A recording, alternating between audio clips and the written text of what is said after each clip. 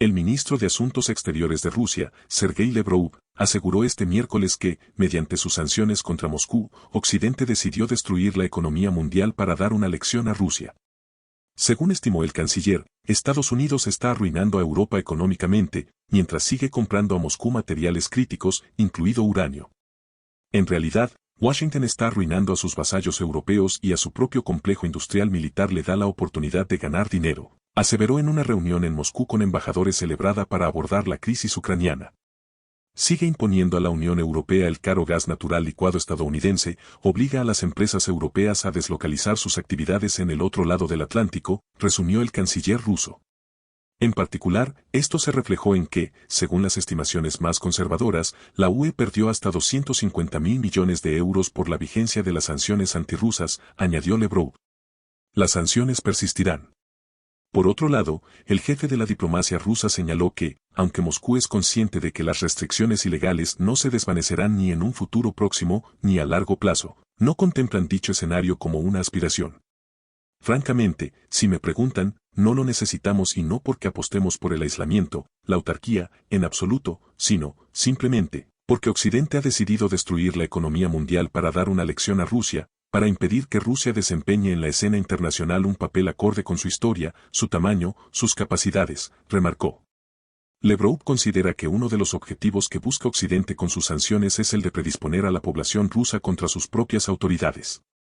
En este sentido, tachó de falsas las declaraciones occidentales acerca de que las restricciones no van dirigidas contra los ciudadanos de a pie.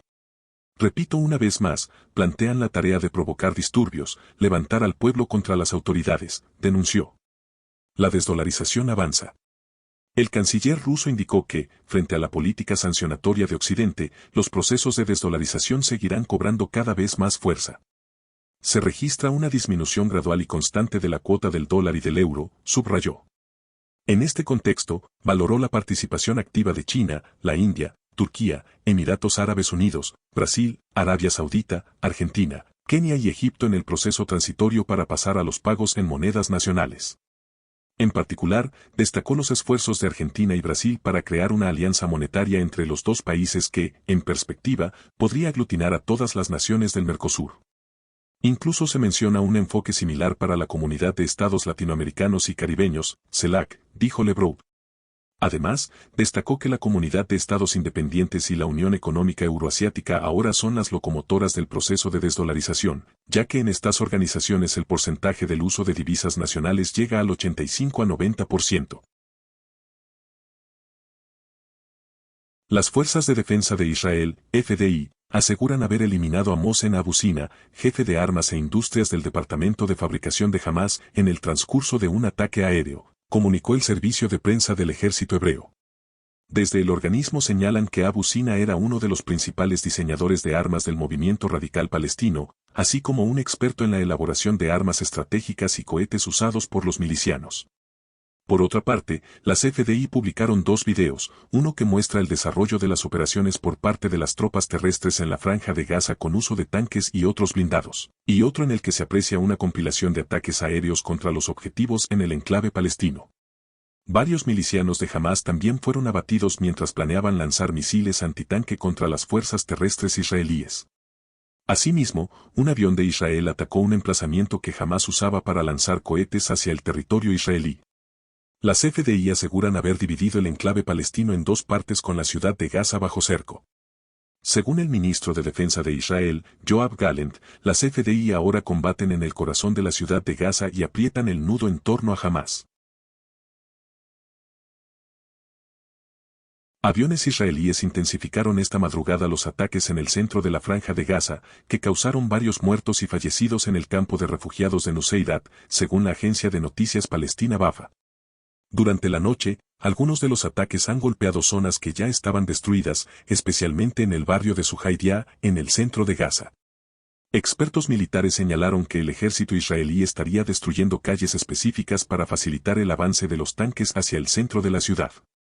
Las tropas ya se encuentran a menos de 1 kilómetro del hospital de Al-Sifa, donde Israel cree que se encuentra escondido en túneles el centro de mando de Hamas. Pese a que la administración del hospital ha reiterado que no tiene ningún vínculo con el grupo militante, en los últimos días los ataques israelíes han alcanzado las proximidades del centro de salud, donde se alojan centenares de heridos y personas refugiadas. Durante la jornada del martes Israel llevó a cabo una pausa en su ofensiva de unas 4 horas en las que se publicaron imágenes de civiles palestinos intentando huir a pie hacia el sur de la franja. Las imágenes publicadas en los medios revelan una hilera de civiles, muchos con banderas blancas en las manos, otros en silla de ruedas o con bastantes, huyendo de la zona con pocos enseres. El ejército israelí anunció la muerte de uno de sus soldados en Gaza. Los combates y ataques durante la invasión terrestre en la franja han causado la muerte de 31 soldados, mientras que Hamas no ha revelado la cifra de bajas en sus filas. El ejército israelí aseguró en su canal de Telegram haber matado a Mohsen Abu Sina, experto en el desarrollo de armas estratégicas de Hamas. Durante la noche, las tropas también identificaron una célula terrorista que planeaba disparar misiles antitanques contra las fuerzas. Las tropas dirigieron un avión que impactó la célula y mató a varios terroristas, señala el comunicado. Por otro lado, el Comité Internacional de la Cruz Roja denunció que un convoy de 5 camiones y 2 vehículos que entró en Gaza con ayuda humanitaria fue atacado por el ejército israelí, causando heridas a uno de los conductores. Estas no son las condiciones en las que el personal humanitario puede trabajar, declaró el jefe de la Cruz Roja en Gaza, William Schomburg. Estamos aquí para llevar asistencia urgente a civiles necesitados. Garantizar que la asistencia vital pueda llegar a las instalaciones médicas es una obligación legal según el derecho internacional humanitario, señaló en un comunicado. A la falta de combustible, material sanitario y agua potable, se le añade una creciente crisis alimentaria tras un mes de bloqueo en la franja. Todas las panaderías del norte de Gaza han cerrado debido a la falta de combustible, agua y harina de trigo, señalaron organizaciones humanitarias. En los últimos días han aumentado las redadas en Cisjordania. Anoche se produjeron operaciones policiales en la Universidad de Ramallah y en Hebrón, en las que detuvieron a 47 palestinos. También aumentó la tensión en la frontera con el Líbano, después de que Israel incrementara los ataques contra posiciones del grupo chií libanés Hezbollah. Israel asegura que atacó almacenes de la organización y un grupo de combatientes que intentó lanzar misiles antitanque. La cooperación militar entre Rusia y China es cada vez más importante, dijo el miércoles el presidente ruso, Vladimir Putin, asegurando que los dos países no buscan crear una alianza similar a la de la Guerra Fría. Nuestros contactos en el ámbito militar y técnico-militar son cada vez más importantes, afirmó Putin, que recibió en Moscú al general chino Zhang Yuxia, vicepresidente de la Comisión Militar Central. Rusia y China no están construyendo una alianza militar al estilo de la Guerra Fría, añadió, aludiendo implícitamente a los temores de Occidente. Los países occidentales han interpretado la cooperación entre ambos estados como una señal de alerta y quieren evitar que China preste un apoyo importante a Rusia en su ofensiva en Ucrania. El miércoles, el G7 llamó a Pekín a no ayudar a Moscú en este conflicto. El presidente ruso considera que la OTAN busca sobrepasar su marco geográfico y que Washington intenta crear nuevas alianzas en Asia. Vemos todo esto y, con nuestros amigos, reaccionamos con calma, de manera equilibrada, reforzando nuestras capacidades de defensa, dijo. Moscú y Pekín mantienen fuertes vínculos, aún más fuertes desde el inicio de la ofensiva rusa en febrero de 2022, que China se niega a condenar.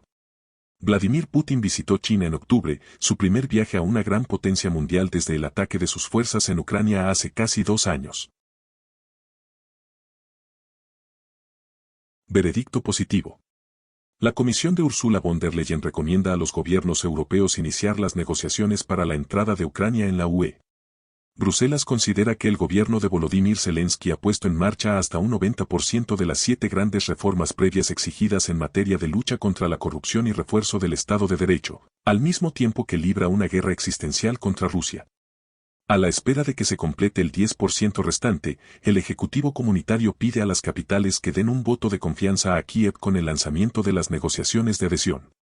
Eso sí, la fecha concreta de la primera reunión, probablemente marzo de 2024, dependerá de que se aprueben las reformas pendientes, la ley de lobbies, el refuerzo de la obligación de los políticos de publicar su declaración de intereses, más garantías para las minorías nacionales y nuevas medidas anticorrupción. En todo caso, son los jefes de Estado y de Gobierno de los 27 los que tendrán que adoptar la decisión final, por unanimidad, en la cumbre que se celebra los días 14 y 15, la última bajo presidencia española. Tras muchos años de fatiga ampliatoria, la gran mayoría de líderes europeos apoyan la entrada de Ucrania en el club como una necesidad geopolítica para la UE con el fin de plantar cara a la agresión de Moscú. Queda la incógnita de qué hará el húngaro Viktor Orbán, el gran aliado de Vladimir Putin en la UE, que ya ha dejado claras sus reservas por tratarse de un país en guerra. En cualquier caso, el inicio de las negociaciones de adhesión no significa que la entrada de Ucrania en la UE vaya a ser ahora fácil o rápida. Se trata únicamente del pistoletazo de salida de un complejo y exigente procedimiento que podría costar décadas. Por ejemplo, las negociaciones de adhesión con Turquía empezaron en 2005 y a día de hoy ni siquiera está claro que vaya a entrar en el club algún día. El dictamen positivo para Ucrania ya fue adelantado por la propia von der Leyen durante la visita sorpresa que hizo este sábado a Kiev, donde se reunió con Zelensky y dio un discurso ante el Parlamento. Habéis logrado grandes avances, mucho mayores de los que nadie esperaba de un país en guerra. Estáis llevando a cabo profundas reformas, mientras libráis una guerra a gran escala. El objetivo está realmente a vuestro alcance, dijo la presidenta a los diputados ucranianos. Bruselas considera asombrosa la amplitud y profundidad de las reformas aprobadas por Ucrania en plena guerra.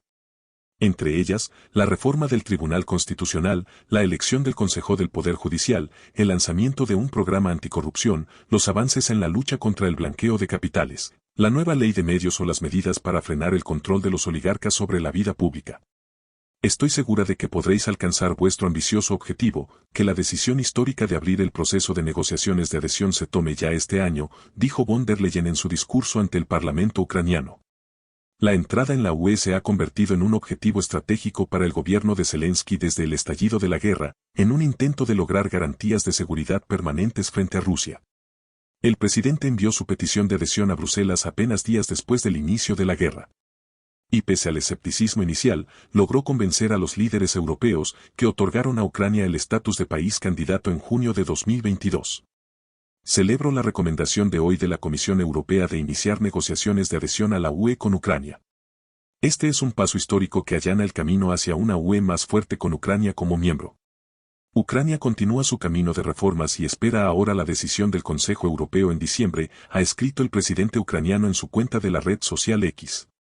Además del caso de Ucrania, el Ejecutivo Comunitario ha recomendado el inicio de negociaciones de adhesión con Moldavia y Bosnia-Herzegovina, en este caso condicionado a más reformas democráticas, así como otorgar a Georgia el estatus de país candidato. También ha presentado su dictamen sobre la situación entre el resto de candidatos de los Balcanes, que llevan muchos años en la sala de espera. En paralelo, los países de la UE han iniciado en la cumbre que se celebró en Granada en octubre una discusión sobre las reformas internas que necesita el club para acoger a Ucrania y a los Balcanes, lo que supondría pasar de 27 a 35 miembros.